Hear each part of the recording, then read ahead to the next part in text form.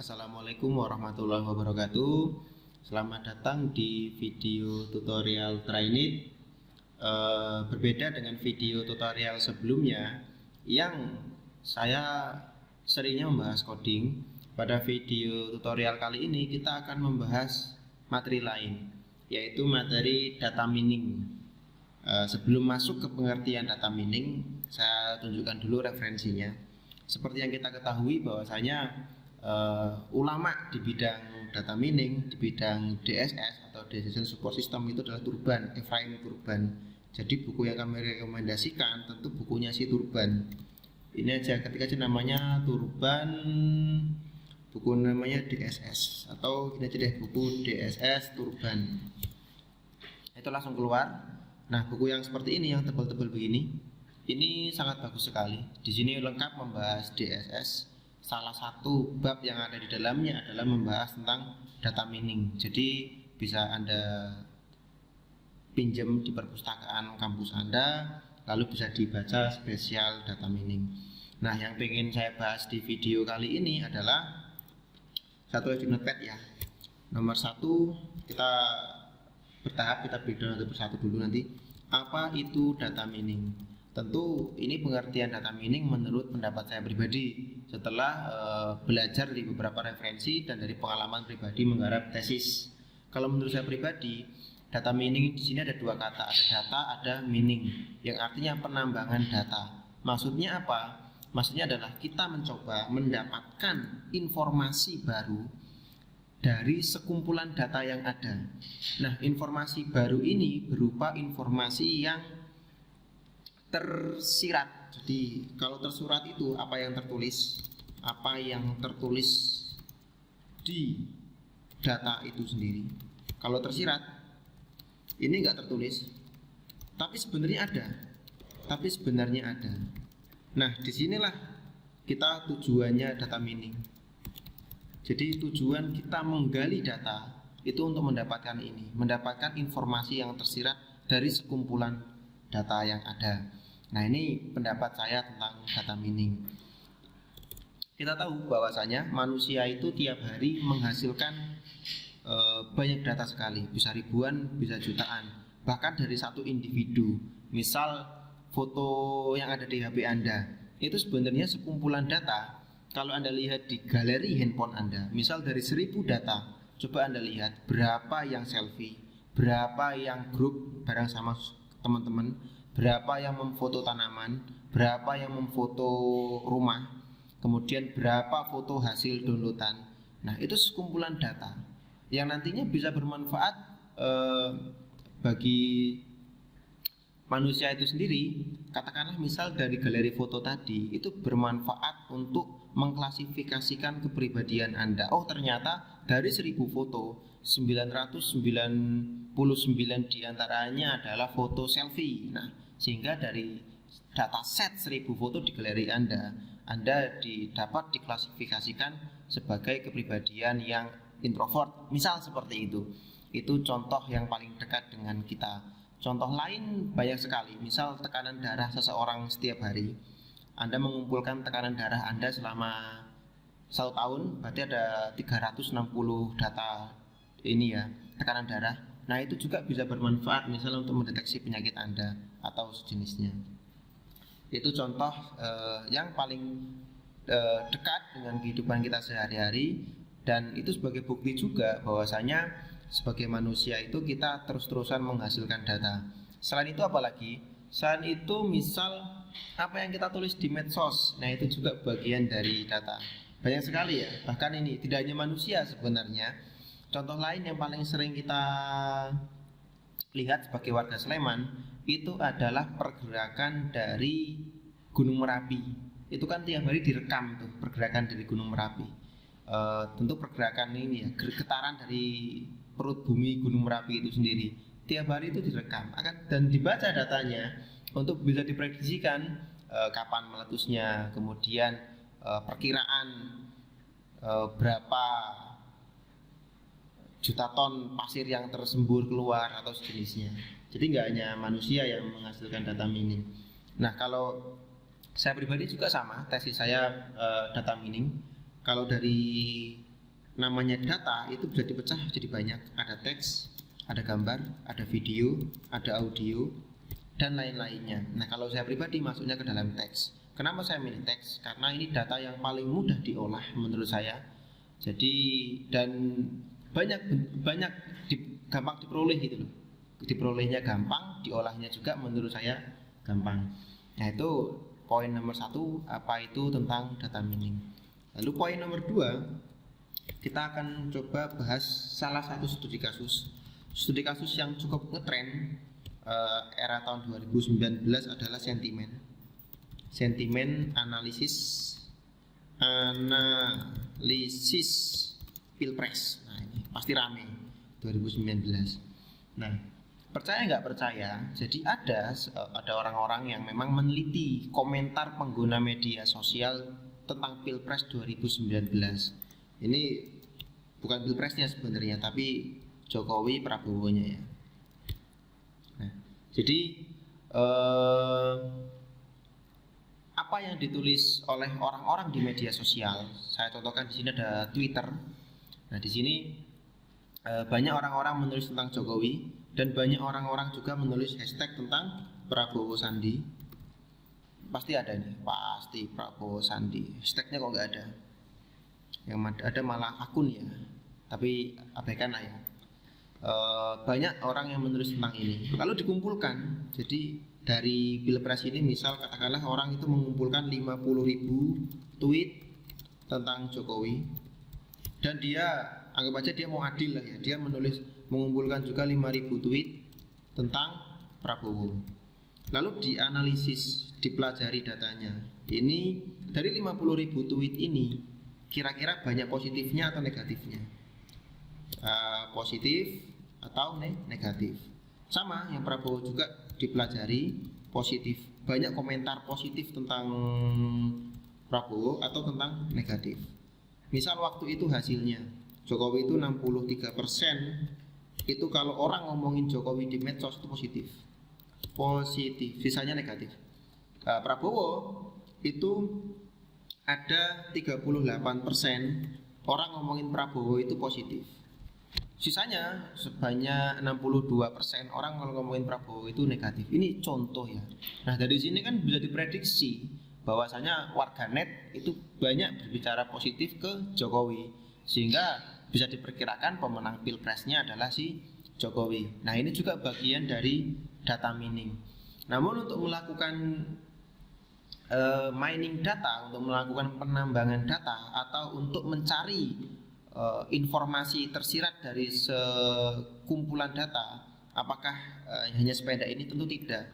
Itulah yang disebut ada namanya metodologi. Atau kadang saya lebih suka menggunakan bahasa alur penelitian. Nah, umumnya begini, ini umumnya ya, tak persingkat. Yang pertama itu ada namanya pengambilan dataset atau dataset. Itu mulai dari pengambilan. Ada juga perbaikan atau namanya pre-processing. Nah, setelah itu ada namanya analisis. Analisis itu yang baca datasetnya ini. Ini baca datasetnya. Nah, kemudian ada namanya hasil yang diperoleh.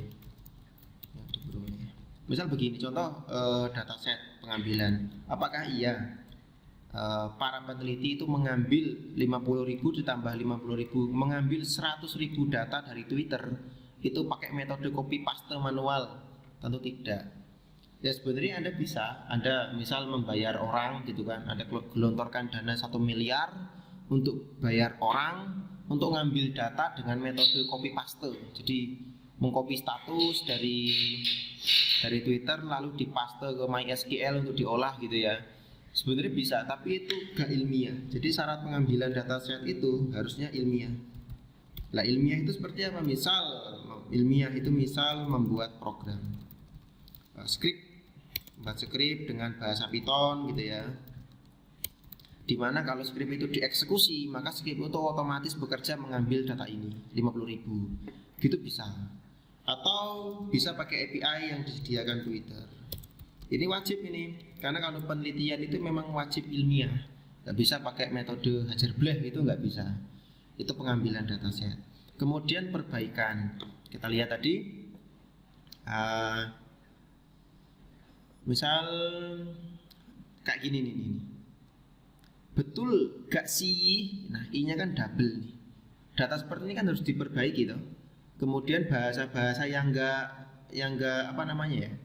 Gak sesuai dengan prinsip kebahasaan Indonesia atau gak bener lah bahasanya ya. Itu juga harus diperbaiki, misal singkatan, ya kan? Atau hashtag-hashtag ini mau dibuang atau tidak. Kemudian icon ini kan harus dibuang atau tidak. Itu namanya perbaikan ini. Perbaikan data itu juga harus ilmiah.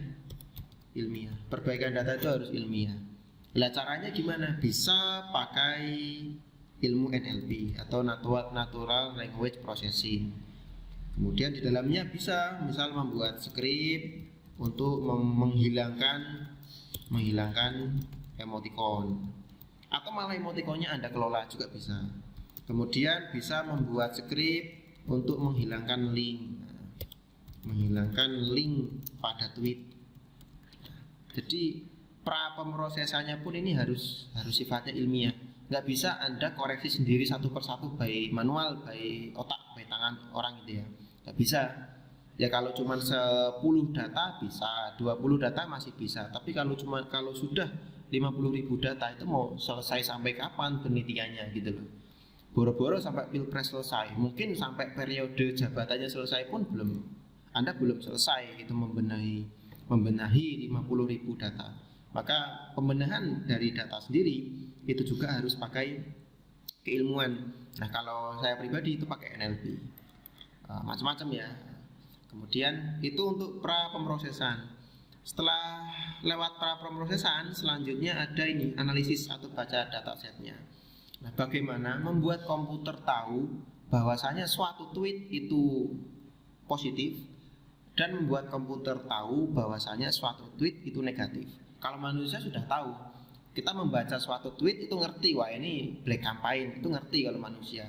Tapi ingat, datasetnya banyak dan kemudian harus ilmiah.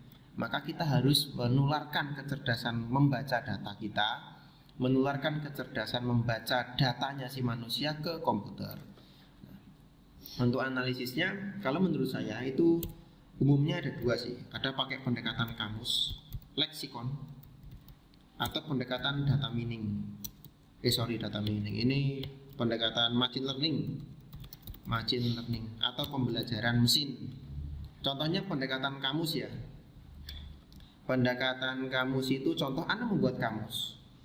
Anda membuat kamus seperti ini. Anda membuat kosakata seperti ini, misal antek, asing, kemudian curang, kemudian plonga-plongo, kemudian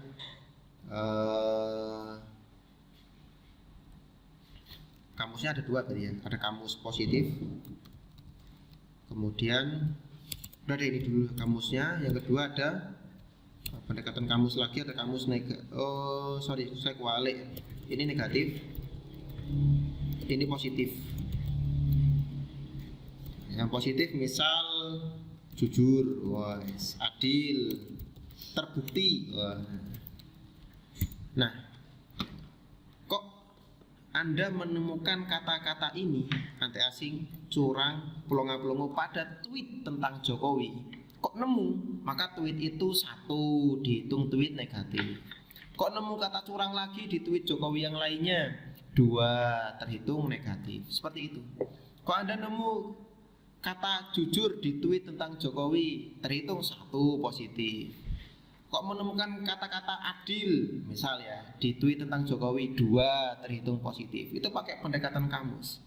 Nah, kamusnya dapat dari mana? Kalau kata Pak dosen saya, itu bisa bikin sendiri, bisa pakai kamus orang lain. Kan di kamus bahasa Indonesia sudah banyak tuh kosakata yang negatif dan kosakata yang positif kan. Nah, itu bisa Anda pakai gitu loh. Bisa pakai kamus orang lain. Atau kamus penelitian lain sebelumnya. Misal sebelumnya itu orang meneliti tentang sentimen pilpres di Amerika, misal dia bikin kamus positif dan negatif lah. Kamusnya dia bisa Anda pakai di penelitian Anda tentang sentimen pilpres di Indonesia. Itu bisa. Itu pakai pendekatan kamus. Nah, ini masih studi kasus pilpres ya. Selanjutnya pendekatan machine learning. Ini tentu pakai algoritma. Namanya juga machine learning atau pembelajaran mesin. Pembelajaran mesin. Artinya apa? Kita mengajari mesin pakai data itu sendiri. Contohnya begini. Gampangnya begini deh. Si mesin saya kasih diberi 100.000 deh, 100.000 tweet negatif. Bayangkan ya, otaknya mesin kita kasih 100.000 tweet negatif. Maka tweet ke 100.001 dia suruh memvonis, dia suruh menilai apakah tweet ke 100.001 ini negatif atau positif berdasarkan 100.000 tweet yang sebelumnya sudah dikasih ke dia, gitu loh. Jadi dia akan ngerti. Misal 100.000 itu tentang tweet negatif ya, tentang curang, tentang ekonomi loyo, ekonomi lesu dan semacamnya. Lalu tweet ke 1.001 ini kok ada kata-kata ekonomi loyo, maka tweet yang ke 1.001 ini akan diidentifikasi tentang tweet negatif, gitu loh. Sebaliknya yang positif juga sama. Jadi mesin diberi 100.000 tweet positif, maka tweet ke 100.002 disuruh menilai si komputernya. Gitu ceritanya. Nah, untuk mengajari mesin kita butuh algoritma. Algoritma yang paling umum ada naive Bayes, ada KNN, ada K-means. Oh sorry, kalau sudah ada klasternya positif negatif nggak bagus pakai K-means ya. Bagusnya pakai KNN kayak gini. Ini contoh algoritma yang dipakai. Karena sekali lagi nggak mungkin manusia melakukan ini manual ya, harus ilmiah. Pokoknya salah satu rule wajib yang dipakai dalam penelitian itu harus ilmiah. Nah, lalu baru ini saya cut pindah ke bawah. Dari penelitian alur penelitian seperti ini dapat disimpulkan hasilnya seperti ini. Gitu. Sekian tweet tentang Jokowi positif, 63%-nya positif, 50.000 tweet tentang Prabowo, 38% positif. Sehingga dapat diambil kesimpulan, diprediksikan pemenangnya adalah si Jokowi. Lalu Anda akan bertanya-tanya, lalu saya pilih yang mana Mas? Mau analisisnya pakai pendekatan kamus?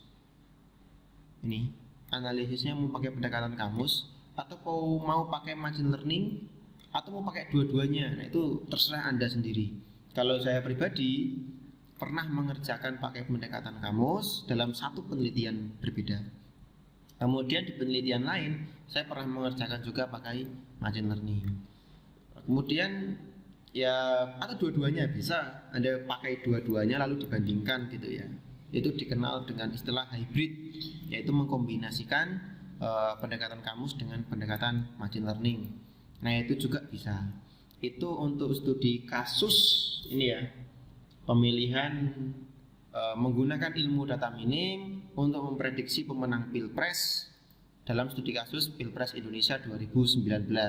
Pada video tutorial berikutnya saya akan cerita mengenai penggunaan data mining untuk deteksi kepribadian yang saya teliti. Itu aja, sampai ketemu di video tutorial Trainit yang selanjutnya.